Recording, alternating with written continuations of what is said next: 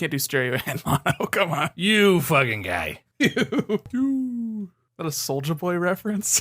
You just dab on me? Oh my God.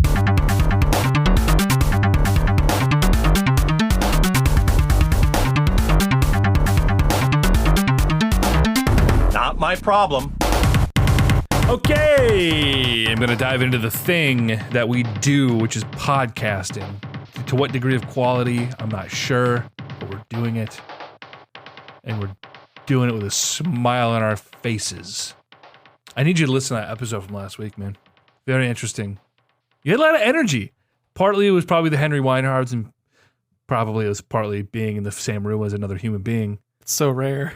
Partially deprivation and being anxious because we were doing a video podcast, but the video and the audio didn't work, and it was all just a big problem. It was kind of a cool thing, though. I enjoyed it for what it was.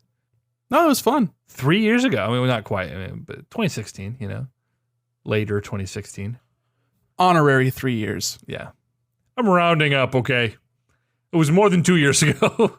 That's basically 3. This is the Crusade Podcast. I'm EJ Olson. This is Nick Durheim. We haven't recorded, actually, in like 2 weeks, just the way things worked with this. We've uploaded every Wednesday. Close. Right, if you round down. Listen, it was Wednesday on the West Coast where I reside. There might have been when it uploaded, but it didn't post until Thursday. It popped up for me right away. To me. I don't know. Weird, man. Frustrating. Anyway, we hit it. Whatever. We're within the margin of error, okay? Oh, I respect it. But a lot has happened since we last actually spoke. The Nintendo Direct happened 2 weeks ago. Yeah, they didn't have it announced by the time we recorded last time, did they? They hadn't. No, it was the last one that you had called. We think we made a joke about how they're going to announce a Direct after we upload the podcast, and they literally did.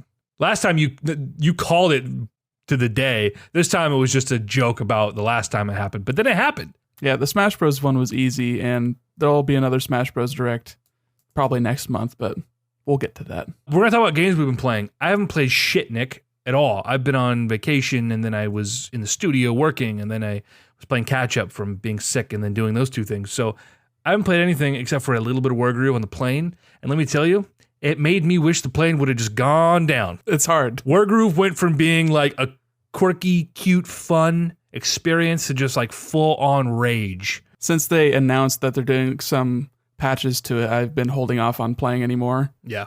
But it seems like good stuff. They're going to be not really changing the balance, but just making it a little bit more clear what it takes for you to get 3 stars and what to do to get certain ranks. Right. And changing how the difficulty affects that. Stuff like that. Let me save scum. I got to a point where it's like... That's what they're adding. They're adding that. Thank God, because it got to a point where I'm literally playing 40-minute matches and I keep dying. And I'm like, I don't know what I'm doing wrong. I just don't have enough units and they aren't powerful enough. I don't know what I'm doing wrong. Got to be aggressive. That's the most success I've found is like rushing their bases and trying to knock out their supply of like villages so they don't have the same amount of gold that you get each turn, so you can just overpower them with troops. Oh, yeah.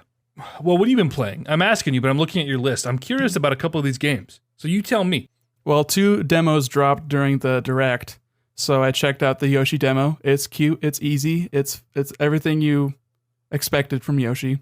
Okay. I also played some of the Daemon X Machina demo, and the movement in that game is a lot of fun. The controls are super customizable, so if you don't like how they have it set default, you can change it to whatever you want.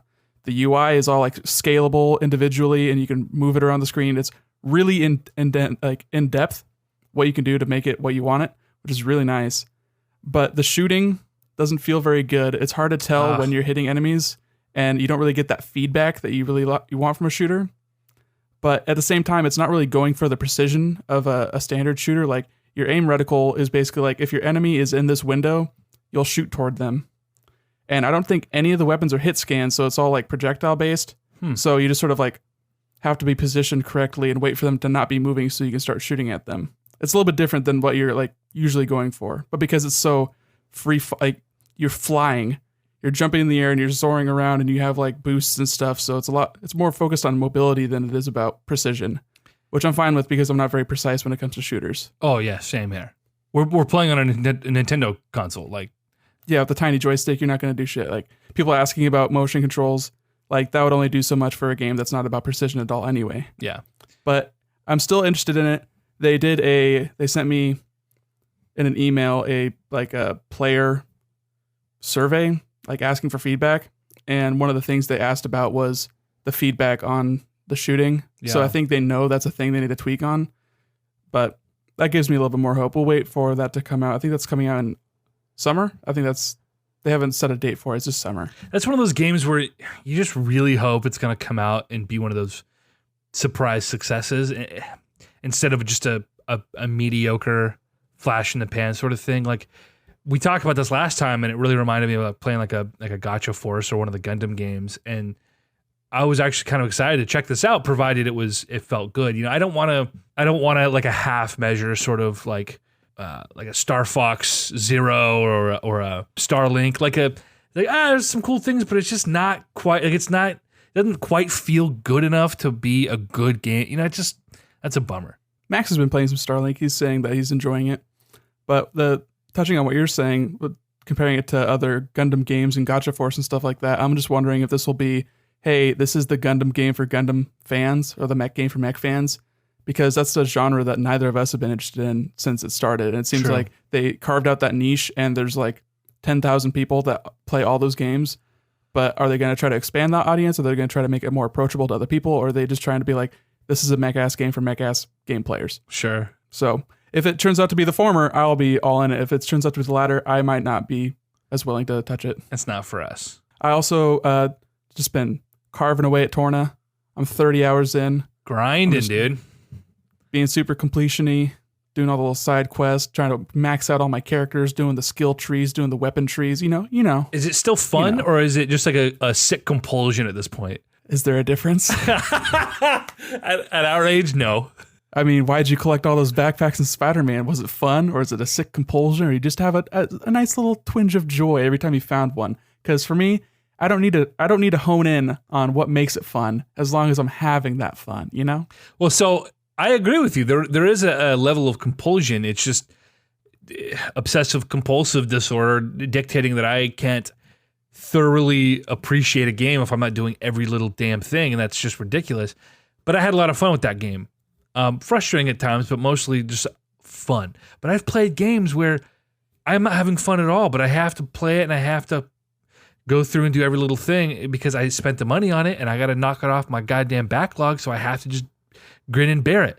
That's not how games should be, and I've come around on that, I talked about that with the last Yoshi game. I was like, objectively, it's cute and it controls pretty well, but I'm not having fun with this. I'm just doing it, Just doing it. I'm having fun. That's good. I'm not going to try and quantify my fun and try and say, hey, this would be fun for you also.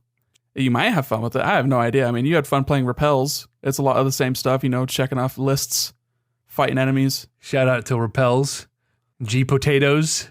Deep cut. Fuck, man. I also finally opened up and put in The End Is Nigh, which was that Super Meat Boy, basically, game from the same guy who made Super Meat Boy. Yeah. It's fun. It's really enjoyable. It's different from Meat Boy. Your movement is a lot more limited. You have like this ledge grab mechanic that is utilized, and it's a lot more. I mean, Meat Boy was like stage based, but in this, each stage is connected to another stage in like a real space sort of way.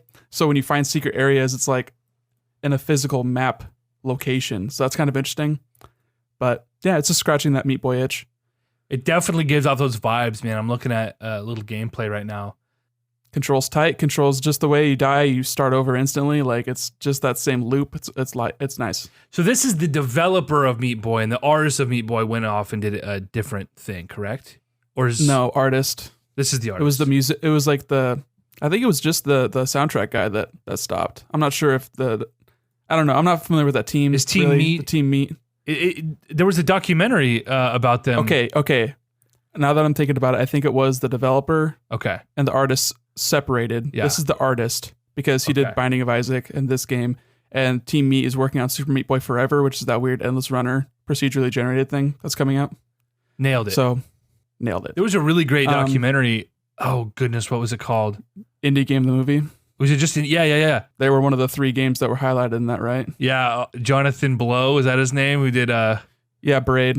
And then Phil Fish for Fez, and then Team Meat for Super Meat Boy. Just a list of consummate douchebags. Edmund McMillan, and I don't know what the other guy's name is from Team Meat. The Team Meat guys. This is mostly like 2 guys.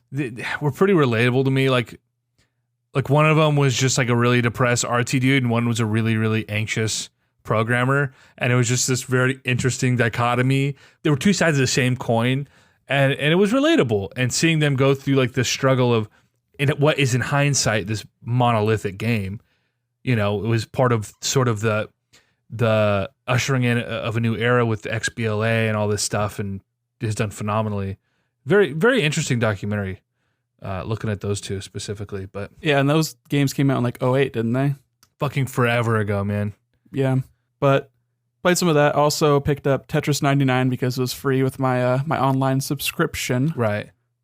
Played about maybe an hour of that. I'll tell you what, I'm really bad at Tetris. Have you ever tried playing Tetris in a way that's not just, hey, I'm trying to clear some lines? No, Puyo Puyo is we have a wild Sarah sighting. She's bringing me delicious pasta and presumably desserts, but I can't eat it right now, and I'm very bummed. If we had started recording an hour ago, instead of me sitting on the goddamn phone like a fool, I'd be eating that pasta right now while we chatted. But now, I can't.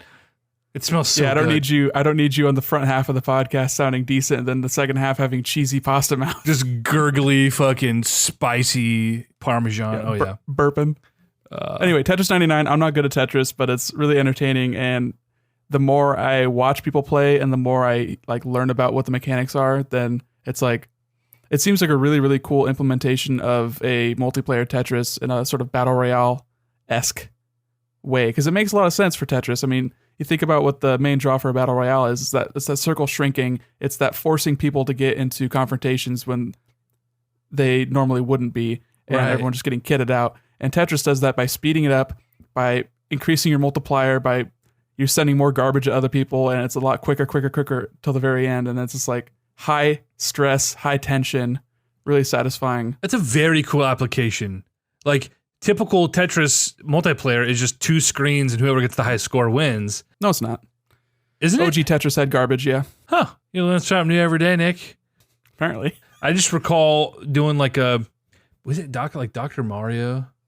Something with a split screen, and we're literally both just playing our own game of Tetris. That's boring. Yeah, it's terrible. But this is really cool. I haven't downloaded it yet. I need to. This obviously being announced during the Direct, and it was one of the things where they're like, surprise, download it now. Yeah, it's kind of a shadow drop kind of thing. Nobody had any inclination that it was something that was happening. It was just like, oh, Tetris, okay. And then everyone played it. It's like, oh, crap, dude, Tetris is awesome. How many more secret Battle Royale-esque games are we going to get going forward now that this is clearly a recipe for success for the genre? Dr. Mario World on phone is going to have a Battle Royale. That's awful. We know about that, though, right? About the game, anyway, not the... Yeah, the game. The fake Battle Royale. That's why I mentioned it, because it's another, falling block puzzle game. Right. I also started up Katamari Damacy Reroll, and boy, that game is so fucking weird and awesome. Bro, I gotta tell you, I love it. I downloaded the demo for this, played about 10 minutes, and was like so disoriented, I deleted it from my Switch. In a fit of rage. Dude, I was like, I see the goal here, I see the point, but it controls so poorly.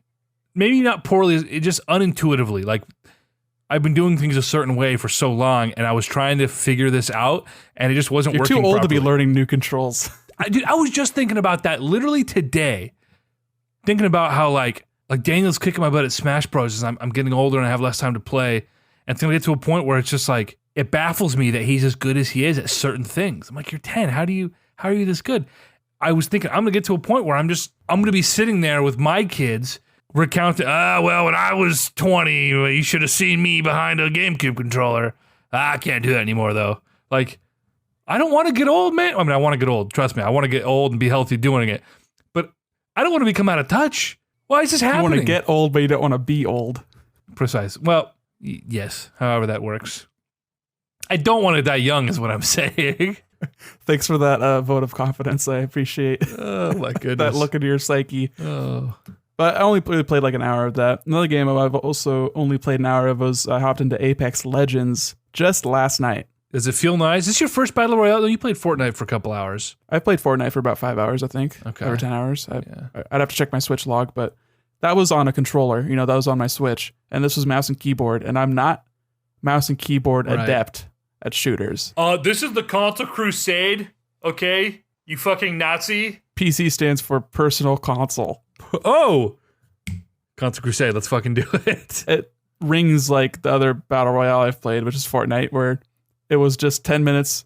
Like each round was like 10 or 15 minutes of me running around, picking stuff up that I don't know what they do.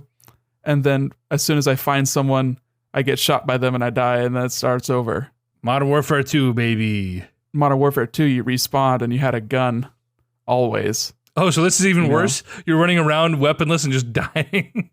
Well, you run around weaponless until you find a weapon, then you pick up the weapon and you don't know what it does. You can't just choose your weapon from the beginning and play 10 minutes of shooting at people with that weapon. So it's very dissimilar from a standard team deathmatch kind of game. Right.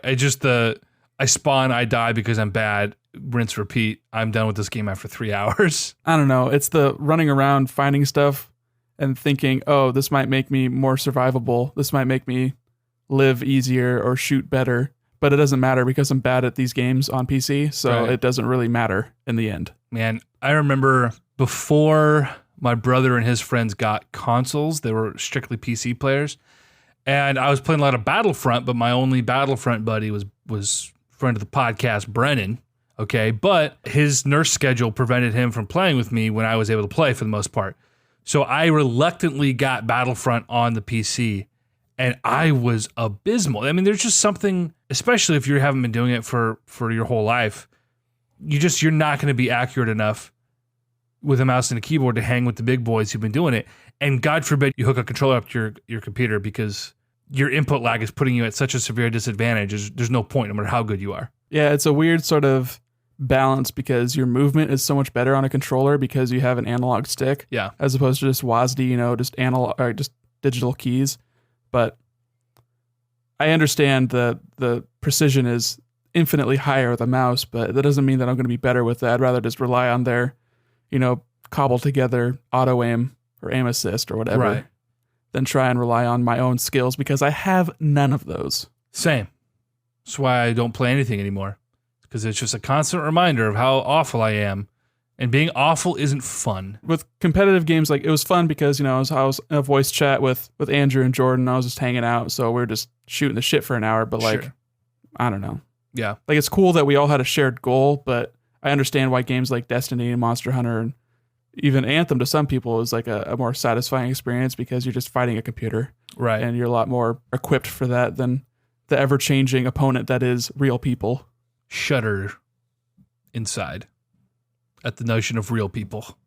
Yeah. Yeah. So a lot of these games you've been playing were announced and dropped during the Nintendo Direct. Yoshi, Tetris. The Direct was 2 weeks ago, but we do need to talk about it because it was big. The hottest news. It was a really great Direct, I think. Yeah. All things considered. Let's just go down the list that you've written out here. Like they open with Mario Maker 2. Yeah. Which I think I called on the previous podcast, right? Or was that in the group chat? I don't know. Might have been the group chat. I don't remember. But I called it. Of course, I mean, we all knew this was coming. They said there's one unexpected surprise announcement coming. What could it be? They released games in all their franchises, and it's not Metroid. What could it be? Well, it turns out it was both Zelda and Mario Maker, but... Yeah, I don't know how unexpected that was, but it's coming in summer. I mean... That's cool. I love that. I love that quick, like, hey, in 4 months you're going to be playing this. Right. I was so excited for that first Mario Maker game, and I did not play it to the extent that I wish I would have, and really... Same. Taking the time, but I played a lot of user-generated levels and had some fun with my little brother. He had a blast with Mario Maker. Every time I went over, it was like, hey, see if you can make a level that's going to stump me. And he just had a blast with that. So it's hitting that Minecraft generation of creating your own world, Exactly. But it's doing what Minecraft does, but it's a totally different experience. It's its own thing, which is awesome. A lot of Minecraft creativity is like creating for just to have the thing there and not to interact with it. It's to look at it. It's to walk around it. It's like a museum. Whereas creating in Mario Maker is like putting on the developer hat and saying, how can I design a cool level? How can I design a level that fucks with my friends? How can I make this Right. and play it. So that's like, it's both those aspects to it. I didn't really get into the user generating myself. I didn't really want to interact with the unlocking mechanics. That was like, silly. I can't make the level I want to make because I don't have the things, and I have to do this like daily login thing. Like, it was a bunch of crap. Yeah. And it was hard enough for me to even like convince myself to try and create something anyway, because I feel like I would be very inept at that. And any roadblock was enough to stop me. Sure. But I did like playing the user generated content, and I hope they improve the curation, either the curation or the ability to follow users and share levels and that kind of stuff. Curation and discovery. Like, the whole system needs to be revamped. Like, if I could follow a Twitter account that just linked levels that you clicked on and it opened it up in your Switch Online app, and then you could add it to your queue on Mario Maker, that would be one of the only things that could make me download the Switch Online app again. That's actually a really cool idea. It's a cool idea. I think that it's within their abilities to do something like that. I don't know if they will, though. I mean, if they want to make that app worth a goddamn. I mean, they're basically trying to replace Miiverse with Twitter anyway. They understand that they don't need to create their own social network. People already use others. Right. So, dude, how amazing would it be if they could somehow incorporate your phone as a secondary remote? Because, I don't know how that would work, but having the Wii U gamepad was really great for that game, because you could build with the stylus on your screen, and then you could boom instantly play it on the TV, or you could just play on the handheld. You could just play on the TV. I wonder if there's a way to incorporate the Switch app in making your phone. I don't know what it would be. I don't know what that would look like. the closest you'll do is be able to browse levels in like a Switch app and then add them to a queue. Oh, I think they would do something like that, because the level of interactivity with like Splatoon is like, I can check out my stats from the last level that we played or the last match we played, and that's it. But I think what they showed from the Direct with their creation tools was very much like, hey, radial menus for when you're playing with a controller and creating with a controller, if you want to do that, but also touchscreen. The Switch has a touchscreen, so just use your finger, whatever. Right. I'm sure it won't be an issue, but having the second screen was really nice. Yeah, it was cool. It was novel. But now it's like, okay, if the worst you had to do is press a button to switch between, it doesn't matter. It really doesn't matter. And how cool was it that they are adding 3D world assets and stuff? I thought that was like, I was not expecting that. I was expecting another 2D thing like a Mario 2 or a Mario Land or Mario Land 2 suite of tiles, but like the Mario 3D World stuff looks really awesome, and the cat suit and stuff. How long until we just get like Dragon Quest Builders Mario Maker crossover, and we're building fully 3D world levels? Mario 64 levels, bro. That's like totally not plausible. That's too much stuff. It's not. Yeah. Who knows? Took them this long to add slopes. Okay. Right. Slopes. That was the one thing everyone took away from this. Mario Maker's not a sequel. We have slopes. Oh my God. Okay. Yeah. Okay. Calm down, IGN. Dude, slopes are important. People are asking for that shit. They're making weird pseudo slopes by stacking bullet bill blasters on top of flying Koopas of different heights. I mean, very creative. It's a big thing. All right. Yeah, creative. And also like the seesaw little platforms. A lot of cool stuff. I'm going to be getting it. This is, of course, that's a day went by. Slopes, man, that introduces a whole new element to Endless Runner levels, which were the thing. Yeah, I wonder if it will, just because of varied speeds. You slide down at a different speed than you run. So you probably have some situation where it's like, hold down, and then you just slide down, and then they take you on an elevator, and then slide down again. Just a freaking roller coaster, man. After the Mario Maker stuff, which honestly, the Mario Maker was enough for me that I was like, hey, that's a one big title. If the rest is just Fire Emblem and indies, like that's a good Direct. Yeah, we're always just looking for that big announcement. Like Nintendo is doing something we care about, and it's coming soon. Nailed it right out the gate. Good for you, Nintendo. You get that first pop, and then you expect, well, I thought they would have closed big, and then maybe they still will. Maybe they still will. Oh, boy, did they! Smash Bros. They had a video. They showed some Joker stuff. Not really. They showed him that they had created his character model, right? And they showed like the back of it, and they panned up and like did like a tiny little view. Like he's technically real. What they told me in that little section was, hey, we're going to have a Smash Bros. Direct because otherwise this 35-minute Direct would be a 50-minute Direct or a 60-minute Direct. And we know you complained about E3 last year. So we know. 3.0 is coming. Okay. New modes? 3.0 is coming. They said new modes. It's going to be something. They didn't say new modes. Wait, they didn't? No. They just said 3.0 is coming. Look forward to it. Spring.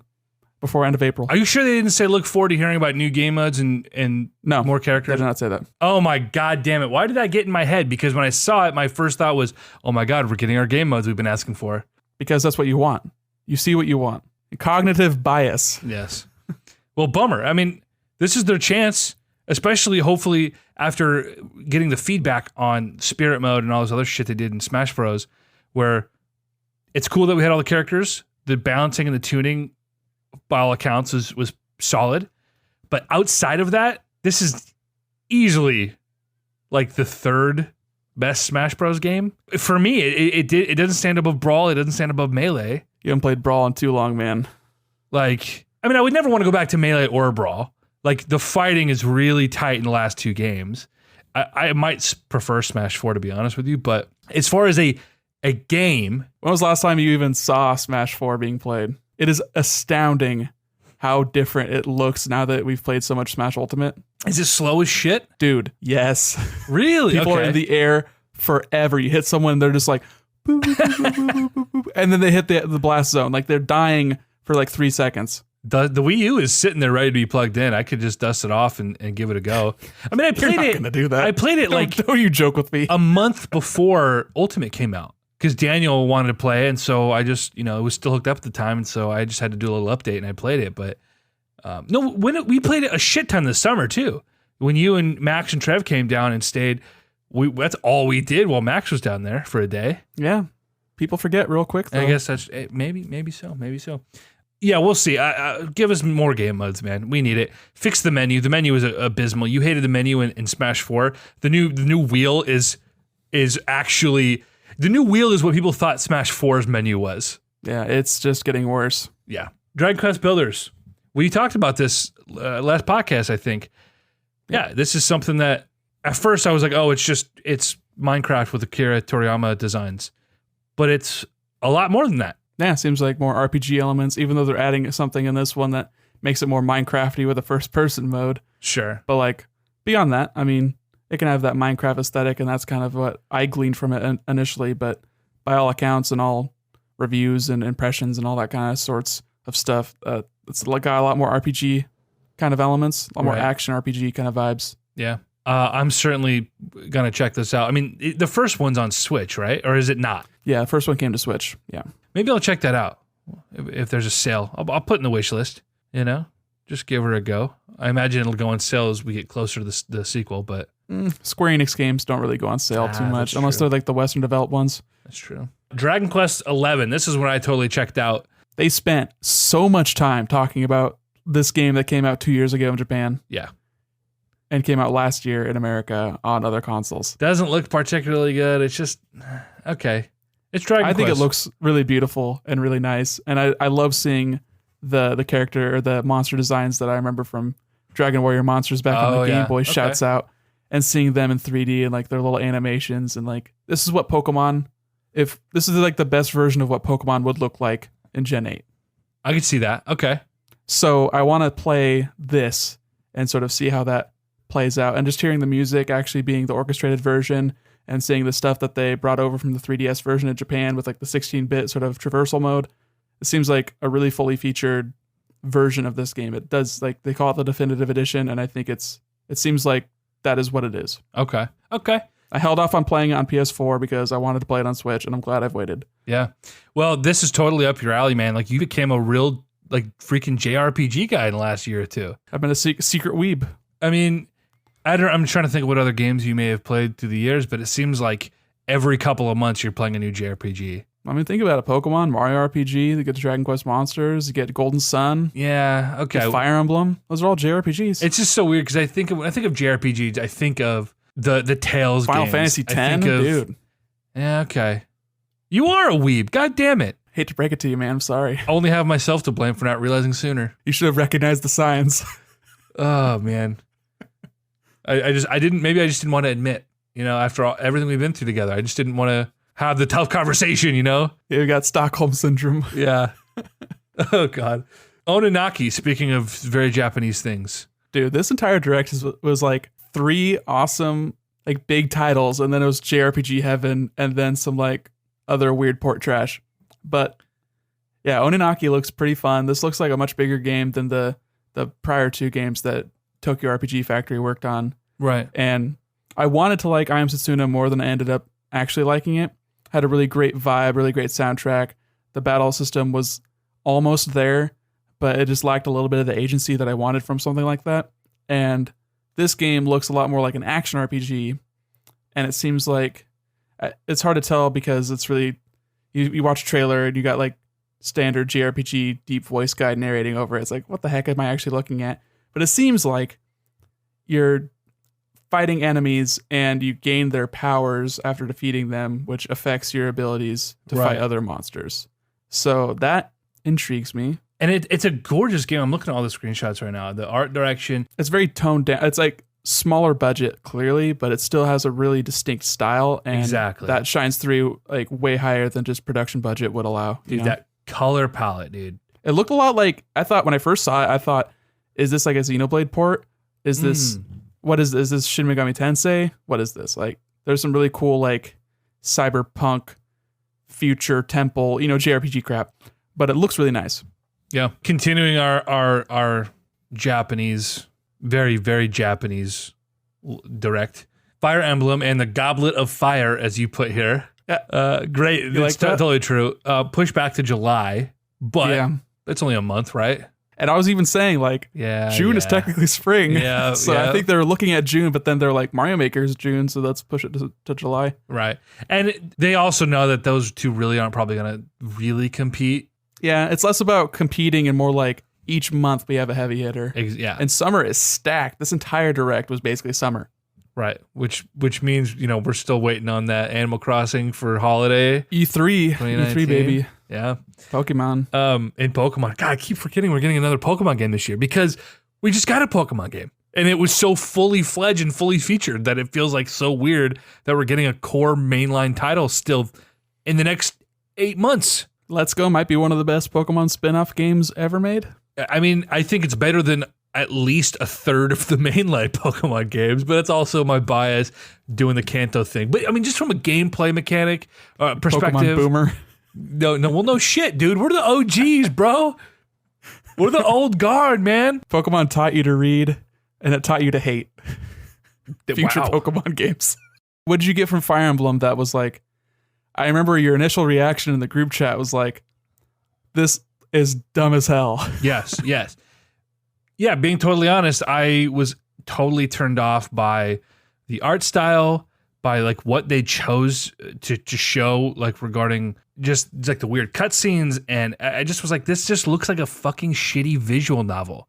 This is Danganronpa, like I don't want this. I want Fire Emblem. I want hardcore tactical RPG, bro.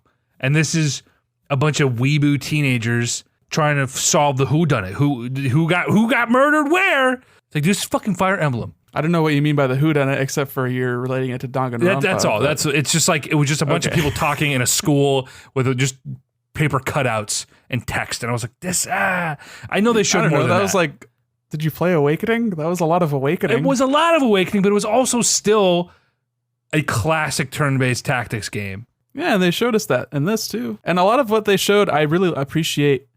I didn't really glean a lot from it by initial watch through, but I watched it additional times and I watched some breakdowns, and they crammed a lot of information into a short period of time, and that makes it hard to follow. And unfortunately, they spent too much time on like lore stuff, which I guess is fair because people like Fire Emblem lore, I guess.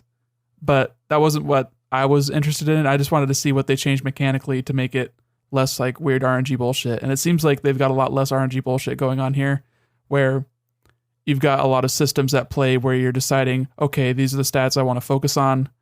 These are these stats get multipliers, like you have like training, basically sessions with your pupils because you're a teacher. That's kind of an interesting mix up where instead of just being like, oh, you're the wandering battle commander, I guess you're hired for like no goddamn reason. Right. That was such a flimsy premise to begin with. So this at least makes a little more sense in the story, you being a teacher, but like, hopefully you're not going to be hooking up with any of your students. That's all I'm saying. No, please God, no. So this is the first Fire Emblem game in 7 years that I haven't pre-ordered the special edition for. You still have time. Well, I still do. I just wasn't moved by it. I'm still going to play it because it's going to be Fire Emblem, and I know it's going to be. And again, this is where I think Awakening just ruined me. I look like the character designs look like crap to me. It's just they get more and more generic with every title since Awakening. And then again, how much of that is just I don't know though, because I look at Awakening, I look at the games before, and like you have these iconic characters. There are no iconic characters in Fates. There were no iconic characters in Shadows of Valentia. You didn't play Fates, so how do you know if there's no iconic characters? I played a couple hours. I don't know. How many hours did you play of Awakening? I would say there's no iconic characters from Awakening, and I played 6 hours of that game, so. Fair enough. Just because Lucina's in Smash, like that doesn't really mean anything to me. And Chrom with his weird tattoo, his cool like tribal tattoo, like Chrom's whatever. tight as fuck. Chrom looks like he's late to a kegger. Bro, you would recognize Tharja if you saw her, dude. Little black magic, little witch. Just because you want to jerk off to your weird anime waifu. That's right, baby. Dude, there's a statue. It's like $300. It's a beautiful statue of Tharja, bro. Once upon a time, I considered getting it, but That would be so sad. I know, Where right? would you put it in your like weird Dragon Ball? in my shower. What do you think? Oh, yeah. Otherwise, it would get way too sticky. Exactly. Just a quick rinse, you know. The art style on the battlefield, like this, like it's a beautiful game. Fire Emblem Three Houses. So it's, you know, I need to give it a shot, and I will. And hopefully by the time this drops, I'll finally kind of let go of some of that what Awakening did to me. But I do like you said, that, you know, from a lore perspective. Okay, you've got 3 nations. They're not at war yet, so it's not just, you know, there's this great war between 2 superpowers, and you need the Fire Emblem. You have a MacGuffin that's going to save the day, And each side gets its own game, and one game's harder than the other. Thank God they didn't do that. When they showed that map and you know, boop, highlighted the different. You start sweating like, oh my God, am I getting 3 goddamn copies of this game? Oh, not again. And luckily, I'm still wondering how that's gonna play out. If it'll be you choose a house and then that changes the story and it makes the other 2 houses at war, and you choose whose side to team up with, or like how that plays out, what's happening. We didn't really see much of that. I'm guessing we'll see more at E3, and that they'll like talk about DLC or some stuff, because I feel like that's been successful for them in the past, like map pack DLC and like that kind of stuff. Maybe multiplayer. I don't know if they'll have anything like that. I don't know if that was a focus for them in any of the other console ones, or I don't know. Just talking out my ass. I do like the idea though, that whole idea, and just giving a game more replayability without trying to just do it strictly to make more profit. You know, like kudos. That's cool. It'll keep. Like, I'm going to play through it 3 times. I'm going to get a different game each time. If that's something to do, that's great. If you like it the first time, then you'll go through it. Provided, it could just be a total train wreck and just super generic JRPG. Well, if you want that super secret ending, you're going to have to play it 3 times. God damn it. You're going to have to, well, you can go Chrono Trigger. You're going to play it 15 times. Or I can go to youtube.com. Right. Hey, cheat code. Well, after this, they talked Tetris 99, which we've already talked about. The Daemon X Machina demo we talked about. Hellblade. Really surprising. I actually gasped when I saw that. Yeah, I was like, huh, weird. I was like, wow, like that? Really? And it looked gorgeous. I don't know if that was actual Switch gameplay. It looked like actual Switch gameplay. If you like pause on it, it seems like it's at a lower resolution, but it was really stark seeing that contrasted with how poorly Assassin's Creed looked. Yeah. Or not Friday the 13th, but Dead by Daylight. That game looked wretched. Yeah. But like Hellblade was super nice. It was gorgeous, man. And this is a game that I just didn't get around to, because by the time it sort of came around in the whole hubbub of the last Game Awards, it was like I completely divorced myself from my PC as a device to game on. And so I was like, well, I'm not going to play it on PC. And that was the one that was like you could get on Xbox, right? Or is it just Xbox? I mean, I think it's on Game Pass. It was on PS4 exclusively. It was on PS4 and PC, and then it came to Xbox later. Oh, was it PS4? Okay.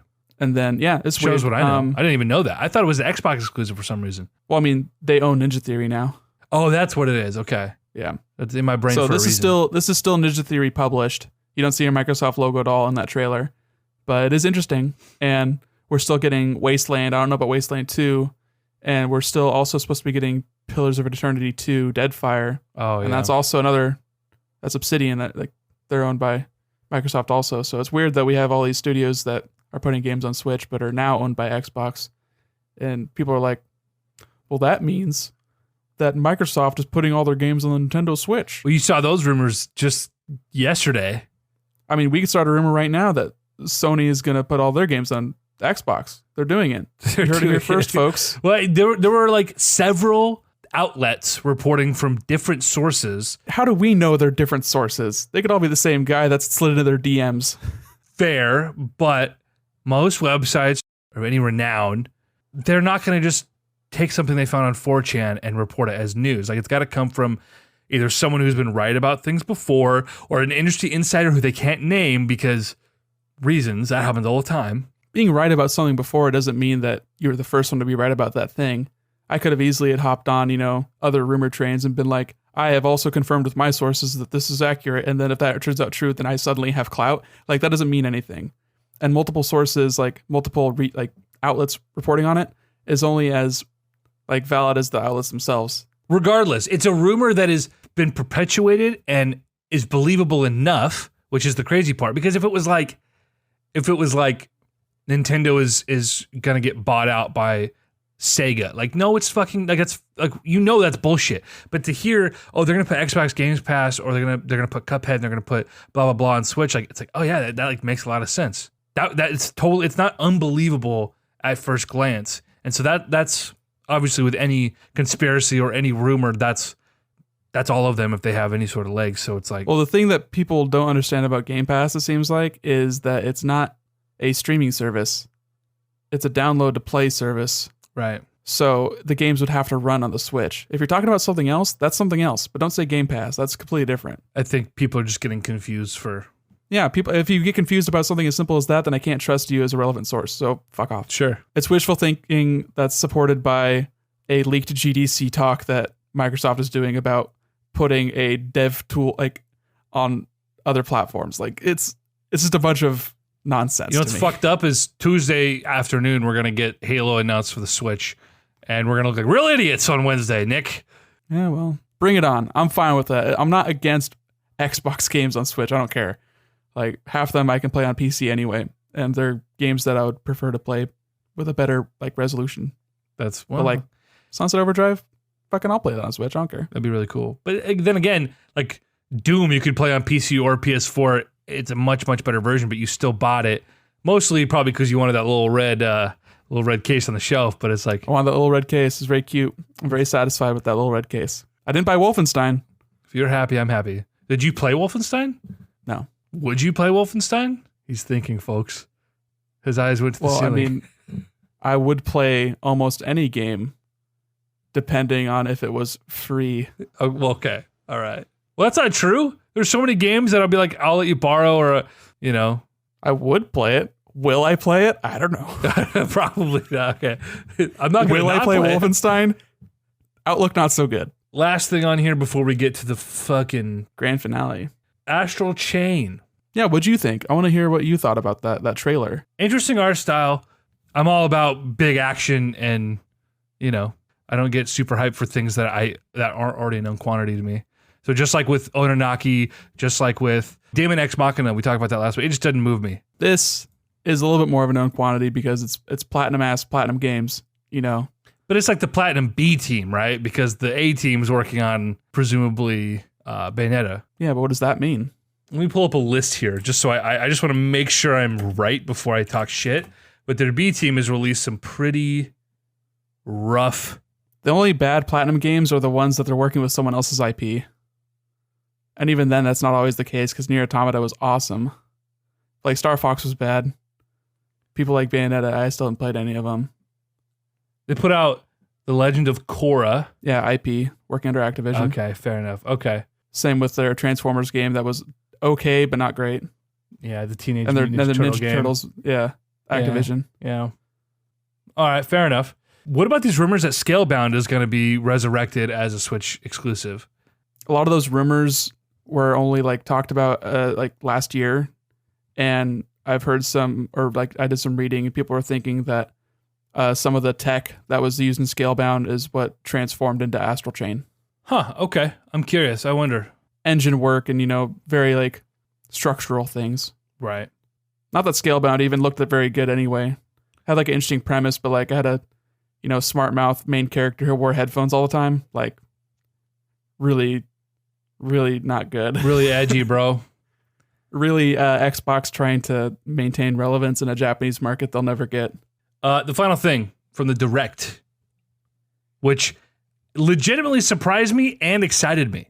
Like, I actually was excited only because of the art style, which is pretty divisive, apparently. But Legend of Zelda Link's Awakening complete ground-up remake for the Nintendo Switch. And they had that completely remade little anime cutscene with Link on the boat and the big egg on the mountain, and he, crash lands on the island. It's so cool. Yes. Well, I mean, what do you think about... I mean, this is one of your favorite games. Just on the last podcast, last episode, I listened, and you said if I were to put a Zelda game on this list, it would be Link's Awakening. You, of course, did not put a Zelda game in your top 10 list, but... It is my favorite Zelda game. That's awesome. What do you think of the new art style? First of all, when it introed and it just had some anime oceans and stuff, Yeah. I was like, okay, what is this? And then you get this shot of the boat, and I still didn't know. I thought Wind Waker instantly... That's dumb. I was hopeful. I saw the cartoony waves, and I just was like, dude, it's dumb. And then I saw Link, and I still thought Wind Waker, because my mind hadn't processed yet. And then I was like, wait a minute, I know that Link. That's an old ass Link, bro. Yeah, I didn't get Link until the shot where it's like behind him and he's holding the rope, and I'm like, oh my god, they're doing Link's Awakening. This is a shot for shot remake of the intro. Like, I knew then. Yeah. And then when like it showed his face and it panned out and it showed the lightning striking, I was like, I was shooketh.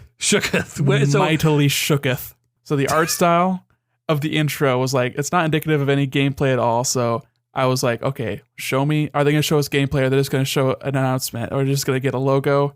What's happening here? We're just going to see DX. But then as soon as it transitioned and you see like this beautiful like claymation looking art for the character models, and it's got that tilt shift depth of field, and it's so lovely. And the little sounds that Link makes when he's swinging his sword, the chain chomp hopping around, dude, it took me back.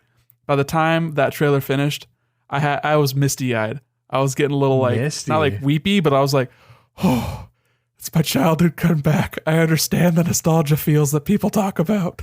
This is the Great White Buffalo, man. I've been chasing this feeling. This is what it's like to feel. Honestly, I saw that art style, and it won me over instantly. Like, it was perfect. People were like, oh, it's not true to the original art style. The original art style was like 16 by 16 character sprites. yeah, who What fucking the fuck cares? do you want? There's no Shut up. style. It was blocks. It was an NES game. It was a bad NES game. I was like, it was a Game Boy game. Yeah, a bad NES game. No, it was a good Game Boy game. Link's Awakening is better than any NES game. In aesthetic. I'm just aesthetic, purely aesthetic, okay? No, I instantly said, okay, A Link to the Past is like, there's a lot there, but if it wasn't a time and place thing for you, or an early game for you, it's just not going to hold up very well. But it's a beautiful game, and there are a lot of really cool aspects to it. And I have fond memories of what I did play. I probably played through like 3/4 of the game. It was a chore, but I remember it fondly. And then like A Link Between Worlds, which was, if I had more of a fondness for Link to the Past, maybe I'd be more excited about that game. But it was generic, and it was on the 3DS, or it looked generic rather, and it was on the 3DS, and it didn't move me at all. But I saw this, and it was like you said, that like polymer clay, like that clay, Nick, our moms had. We fucked with them, and you bake them in the oven. And I remember you making this perfect little Yoshi, and just being blown away at how good this little Yoshi was. You stick her in the oven, and it comes out, and it's a little statue. That's what this game looks like, and that's amazing to me. But It's super tight. without being like a Yoshi's Woolly World or a Kirby's Epic, like, really leaning into like, this is a game about clay people. It's not being those things. It's just evocative of that kind of style. And then the music, and just, I said, you know what? I'm totally The music was a down. little bit early. It's a little bit rough for me. Was it? Yeah, it seemed like one dude sat in a studio for like a day and like played all these instruments by himself, and then like slapdash threw them together. It did not seem very good. I just it was heard fine. the Zelda music, and it like teleported Listen me. to it again. It's hollow. Okay. I'll have to go But back that's to what it. I'm hoping will improve. Like, I'm fine with it being not like full orchestra, because that's not what this game is about. It's a small game. It takes place on a single little island, and like I want that vibe to hold true, but like the first shot at it was not great. Okay. Yeah, I'll give it another go and see, but what made me missed over was at the very end where they played like the first couple bars of the Ballad of the Windfish song. right. That it was Gotcha. it got me, boy. It got me, boy. I remember now why I was in and out of this direct. I was at the goddamn airport. That's right. Yeah, I remember that now. Gee, it seems like fucking forever ago. I mean, it was 2 weeks ago, but I was at the airport and I had spotty service and it kept going in and out. And I was like jumping out to text the group chat and then jumping back in, and things were just super janky.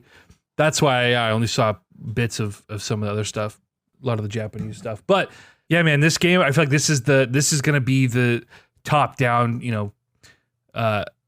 Zelda game that's gonna do it right in the current year, and it's gonna pull me in. And I'm ready. I think this will be the best one that they've had since probably the Oracle games, honestly. oh my god, I was 8.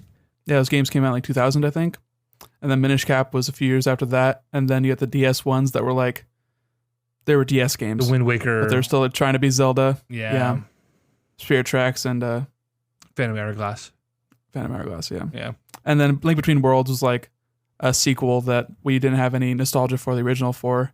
And it was just kind of like, it seemed interesting. I wanted to try it out, but I just never got around to it. And I probably won't now. So, but this looks like a really cool take on that. I'm hoping that this doesn't mean they're never going to do anything like this again. I would really like, you see this and my mind immediately goes, I want a remake of basically every top-down game that Nintendo's ever done in this style or similar Right. to this style. Like, imagine playing Earthbound and it looked like this.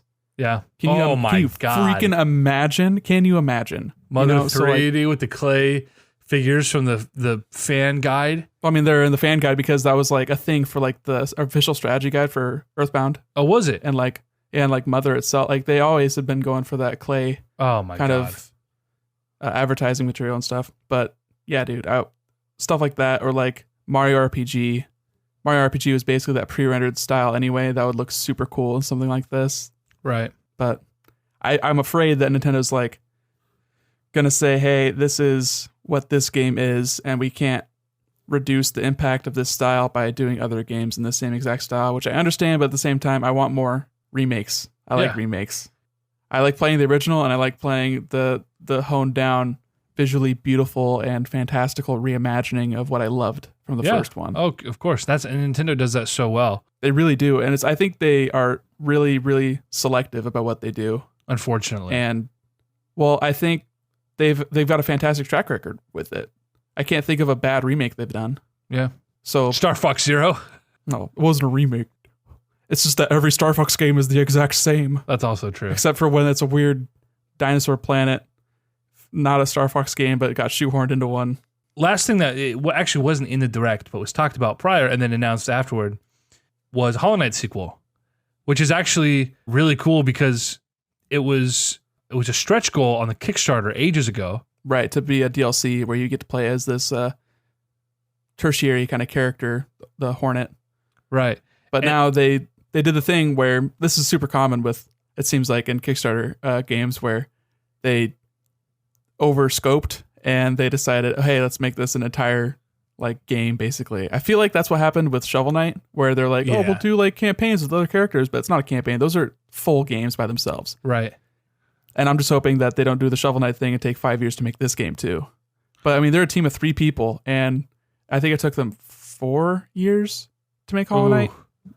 I wonder if they're able to scale now just based on the success of. I would hope so, but I don't know if that's like what they want. That's also true. That could really mess with like their workflow and stuff. I don't know if like they'd be willing to do that. They didn't put any like dates or anything. They just said, hey, this is gonna be a full game. That Hornet is the playable character. 150, I think, like enemies is how much they've made so far. New And, like, enemies.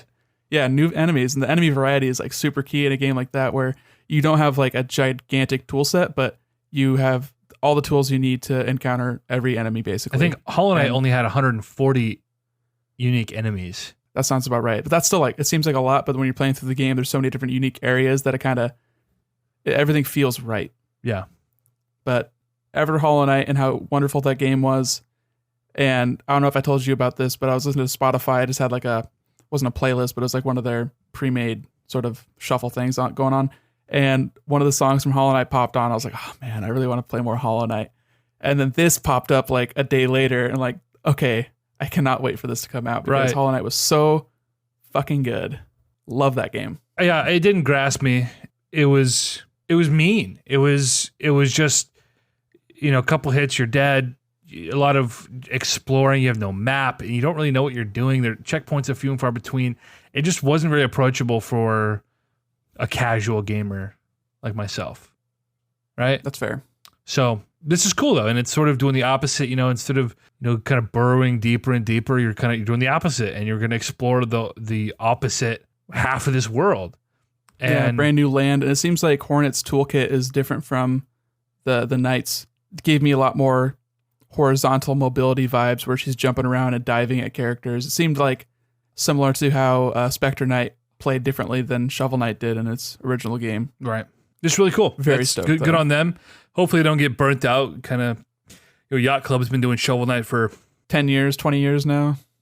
My God. Since an age immemorial. That certainly seems like that. I mean, 2012? When was Kickstarter for that game? 2012 or 2011, I think. And the game came out in 2014, right? That sounds right.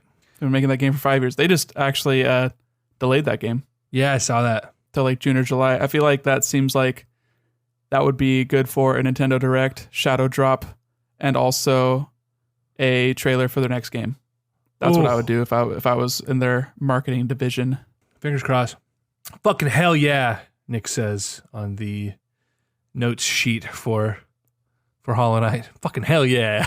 Yes, Silk Song. The last really notable thing on this list is the Reginator has left the building. Reggie in peace. Really surprised. I'm going to avoid my body is not ready for this announcement because that was done to death. But yeah, Reggie Fils-Aimé is retiring out of absolutely nowhere. He's been president of NOA since 2003. Is that right? 04. 04. And I always give NOA a lot of shit for being completely useless. They're not developing games. They don't have any sway over what the mothership is really doing over in Japan. But that's maybe not necessarily true. But, looking back on Reggie's career, it's like, that guy did a lot for Nintendo and being relatable for Western consumers. And he presided over probably the most successful era of Nintendo between the 3DS and the Wii. And yeah, man, it's like, and so much of that success was due to their sort of 180 in marketing and how they talk to the public and how they message things to us over here, obviously being like the biggest market for video games, right? Close. I mean, it depends. I know Japan has a lot of deciding over their handheld. Like Japan ate up the DS. Yeah. And even the Game Boy Advance and Game Boy, I think. But like that was when America has always been, really important to their business, but Reggie is just one of those faces that has been a part of Nintendo for as long as I've been paying attention, pretty much. I think Iwata became president or CEO like a little bit before that. It might have been like a year or two before that. Right. So like Iwata was there the entire time that I was paying attention. I wasn't even like paying attention. I think it was the Yamauchi family that was kind of the heads of Nintendo since the beginning. Like it was a family thing until Iwata became president. Reggie, man, like he's one of the most recognizable faces in games. Right. And it's going to be really weird to see him not a part of Nintendo anymore and see someone. I wonder what Doug Bowser, if he's going to try and take his place as like that bombastic face of Nintendo. Nintendo's had a really good job like having these recognizable faces to be the people that tell you about the things. Right. I mean, Reggie's been in their directs like every single year forever. And even if they're doing like the funny skits and like the cool like sketches with the Muppets where they're walking down the hallway, like that was one of the worst directs I can think of.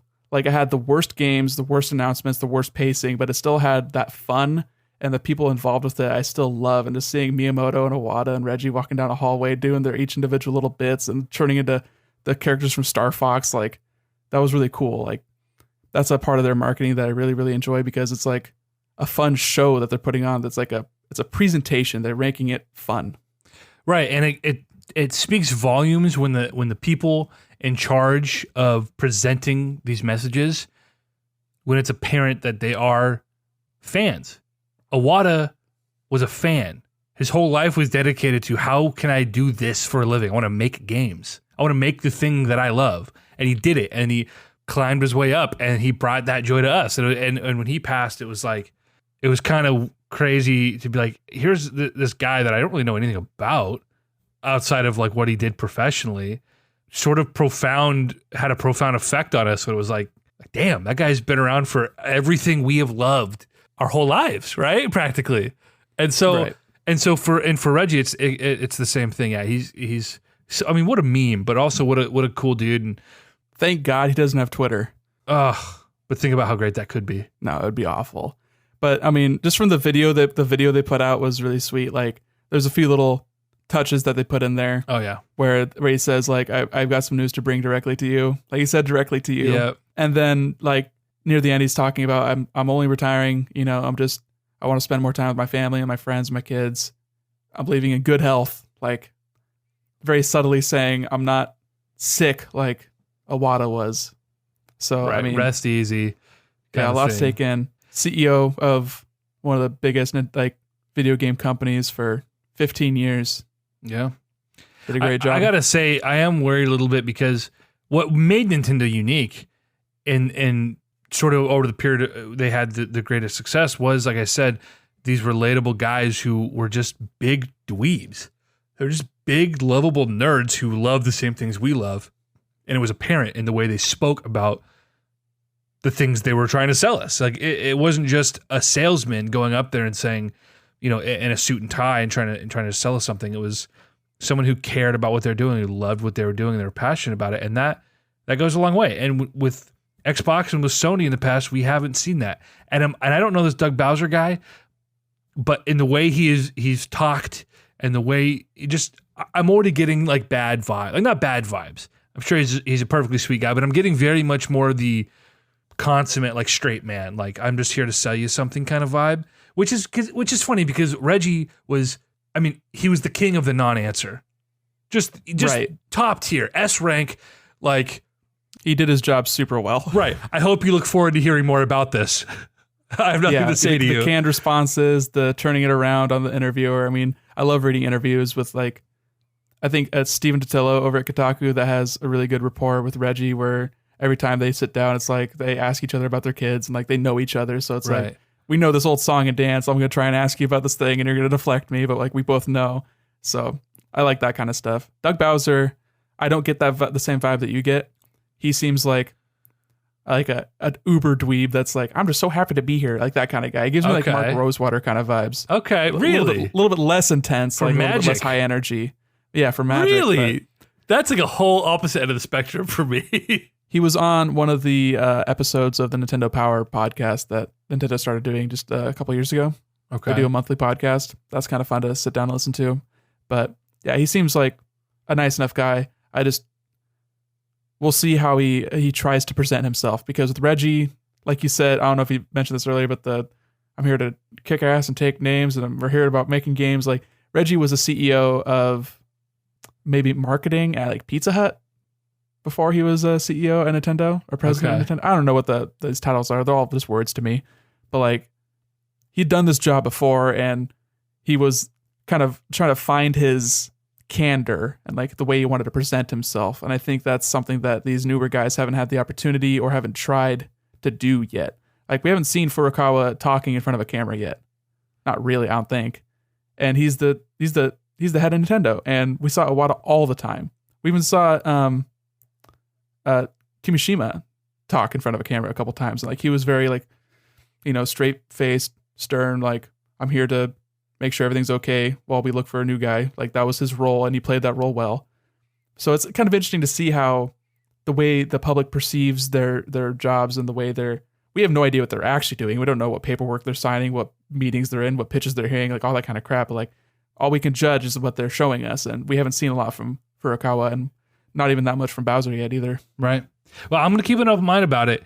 This is super sad to see Reggie go, and hopefully he'll still kind of make an appearance here and there. But, you know, preparing for the fact that this guy's been the face of the thing we've loved for 15 years might be gone forever. And I'm really less worried about the messaging, and just I hope with all of the turnover across NOA and the mothership over there in Japan, like, hopefully they just keep doing their thing and they're doing it well, and they don't, these sort of changes either A, aren't indicative of a rocking of the boat, or B, won't lead to that, Yeah, and it's also even harder to tell like what started when and who is like at blame or who should be credited for like good decisions and bad decisions and all that kind of stuff. Like, yeah, we can talk praise about Iwata, but like the Wii U was a huge failure, and like there's whose fault was that? I mean, it's kind of like largely irrelevant, but it'll be interesting to see. Nintendo's on a good trajectory right now. Yeah,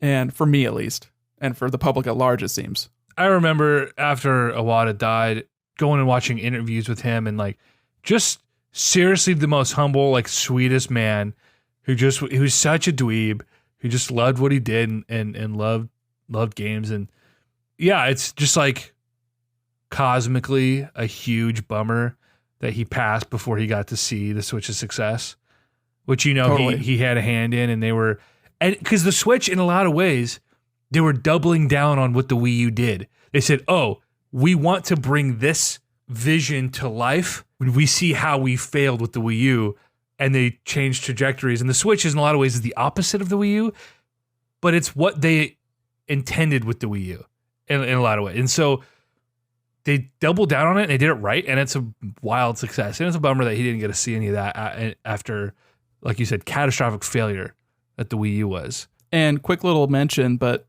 Doug Bowser was, like, his previous role is marketing and advertising, I believe. Okay. Something like, it's marketing.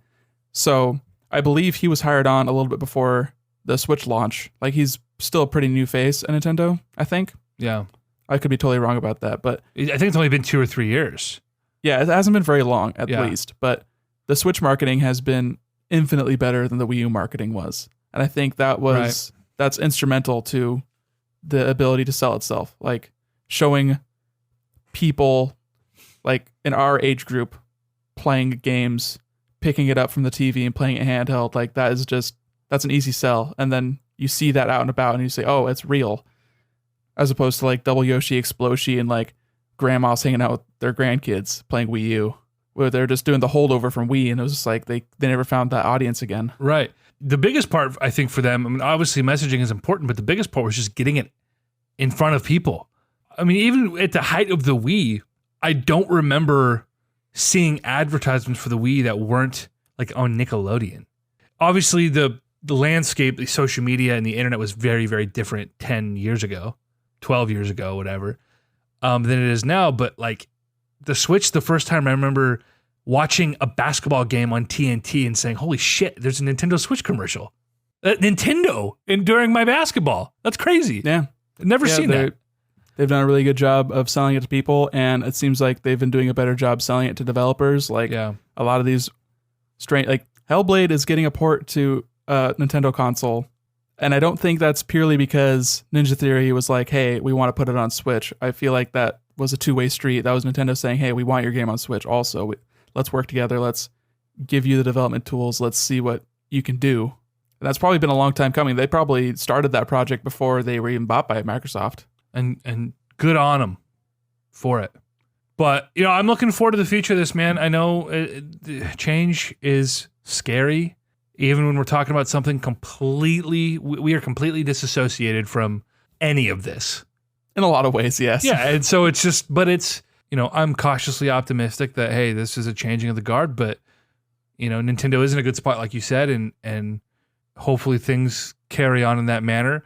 Was it you that tweeted, or did you retweet something where it was, fans, Reggie, give us Mother 3. Reggie retires. Retires instead. That's like the ultimate, like, that's fucking hilarious. Because the Mother 3 memes have been so strong, and every time he makes an appearance, he has to make a joke about Mother 3. Yeah, he has to say, yes, I know. I acknowledge this. Stop sending me letters. Right. Is it my purview? This isn't what I control. I can't just call up Nintendo of Japan and be like, hey, can we get Mother 3 again, please? Yeah. I've been calling you every day. Oh, man. This time I mean it. The game is fun. I can't believe the Switch has been out for as long as it has been. It feels like just yesterday we were sitting here on this podcast talking about the NX, and then we talking about the Switch announcement, and we were meeting up and buying the thing, and that was 2 years ago. Hype train is real, bud. Things are going strong, man. Things are going strong, so I'm excited. Thank you, Reggie. I want to miss the guy, man. I was watching some retrospectives and you know, some of his moments. His speech for Iwata at the Game Awards 2015. Oh, dude. It's too Waterworks. much. Waterworks, man. Can't handle it. Yeah. I'm going to watch that before bed tonight just to really cap what has been a very depressing weekend, looking at a very stressful week. Just gotta lean into it tonight.